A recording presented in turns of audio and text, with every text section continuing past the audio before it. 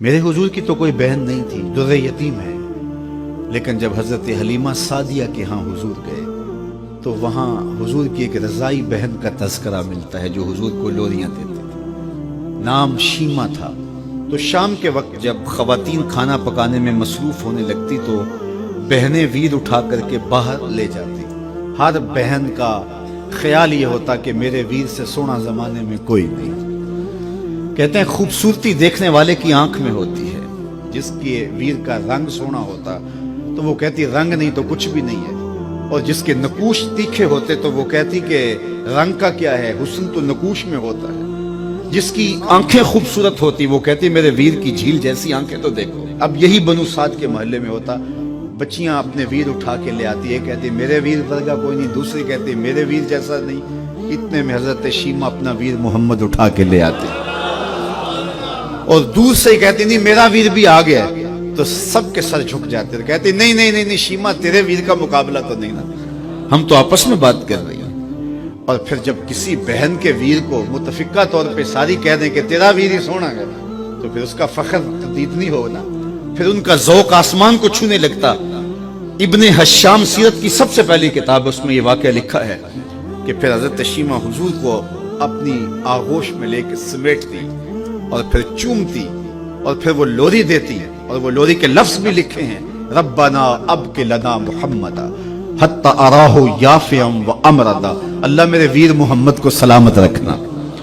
آج یہ پالنے میں بچوں کا سردار ہے، کل وہ لمحے آئے جوانوں کا بھی سردار ہو۔ اور پھر جھوم جاتی اور کیا خوشی ان کی دیتنی ہوتی۔ اور پھر وہ منظر بھی آیا کہ حضور علیہ السلام مکے چلے گئے اور یہ جوان ہوئی اور پھر ان کی شادی کسی قبیلے میں ہو گئی۔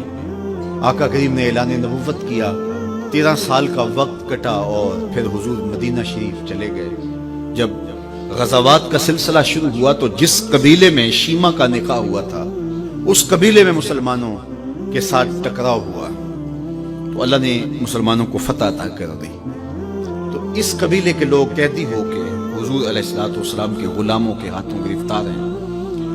تو یہ اپنے قیدیوں کو چھڑانے کے لیے قبیلے کے سردار ایک ایک گھر سے فدیے کے لیے رقم جمع کر رہے ہیں۔ چلتے چلتے شیمہ کے گھر بھی پہنچے جو کہ ایک عمر کا حصہ گزار چکی تھی، اور جا کے کہا کہ اتنا حصہ آپ کا بھی آتا ہے۔ کہا کس لیے؟ کہا وہ جو لڑائی ہوئی ہے اتنے ہمارے بندے گرفتار ہو گئے تو ان کو چھڑانا ہے۔ تو چلتے چلتے باتوں میں کسی کے لبوں پہ حضور کا نام آ گیا تو شیمہ نے کہا اچھا انہوں نے تمہارے لوگ پکڑے؟ کہا ہاں۔ تو کہا پھر تم رقم اکٹھی نہ کرو، مجھے ساتھ لے چلو۔ انہوں نے کہا تجھے ساتھ لے چلیں؟ کہا تم نہیں جانتی وہ میرا ویر لگتا ہے، وہ میرا بھائی لگتا ہے۔ قوم کے سرداروں کے ساتھ حضرت شیمہ حضور کے نوری خیموں کی جانب جا رہی ہیں اور صحابہ ننگی تلواروں سے پہرا دے رہے۔ یہ مکی دور تو تھا نہیں، یہ مدنی دور تھا۔ اور شیمہ قوم کے سرداروں کے لے کے جب آگے بڑھنے لگی نا تو صحابہ نے تلواریں سون دی، رک جا اے دیہاتی عورت، جانتے نہیں آگے کوچہ رسول ہے، آگے بغیر اذن کے جبریل بھی نہیں جا سکتے، تم کون ہو؟ تو شیمہ نے جو لفظ کہے وہ لفظ نہیں، اس نے کہا خلو سبیلی وَعَلَمُوا أَنَا أُخْتُ نَبِيِّكُمْ، میری راہیں چھوڑ دو، تم جانتے نہیں میں تمہارے نبی کی باجی لگتی ہوں۔ تلواریں جھک گئیں، آنکھوں پر پلکوں کی چلمنے آ گئے، راستہ چھوڑ دیا۔ حضور کے خیمہ نوری میں داخل ہوئی تو حضور نے دیکھا، پہچان لیا، اٹھ کے کھڑے ہو گئے۔ فرمایا بہن کیسے آنا ہوا؟ آپ کے لوگوں نے ہمارے کچھ بندے پکڑے چھڑانے آئی۔ تو فرمایا بہن تو نے زحمت گوارا کیوں کی؟ تو پیغام بھیج دیتی میں یوں ہی چھوڑ دیتا، لیکن تم آ گئی ہو، اچھا ہوا ملاقات ہوئی۔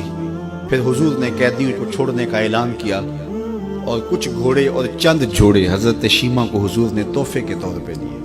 ویروں کے دروازے پر بہنیں آئیں تو ویر خالی تو موڑا نہیں کرتے، تو حضور نے بہت کچھ عطا کیا اور پھر رخصت کرنے خیمے سے باہر آئے تو صحابہ کی جماعت منتظر تھی۔ فرمایا صحابہ جب میں قیدی چھوڑا کرتا ہوں میری عادت تمہیں معلوم ہے کہ میں پہلے تم سے مشاورت کیا کرتا ہوں، آج ایسا موقع آیا کہ میں تم سے مشاورت بھی نہیں کی اور قیدی بھی چھوڑ دیے۔